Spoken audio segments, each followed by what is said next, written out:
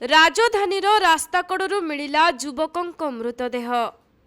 Bhubaneswar Lingaraj station road स्थित रास्ताकड़ू जड़े युवक मृतदेह को उद्धार करा जायछि। तेबे मृत युवक जनक यूनिट 8 अंचलर नवनायक बोली जଣାपड़िछि। मिलिथिबा सूचना अनुसार आज सकाळे लिंगराज स्टेशन रोड निकटरे जड़े युवक मृतदेह पड़िथिबार स्थानीय लोक माने देखि संगे संगे पुलिस को खबर देइथिले।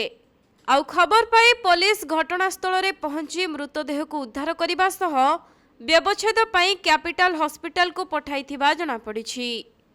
परे मृतकंक परिवार लोकंकु एही घटना संपर्क रे खबर दिया जायछि। सेपटे युवक जनक निज जीवन हारिछंती ना तांकु केही हत्या करिछि ताहा स्पष्ट होई नथिबा बेले पुलिस घटनार तदंत जारी रखिछि।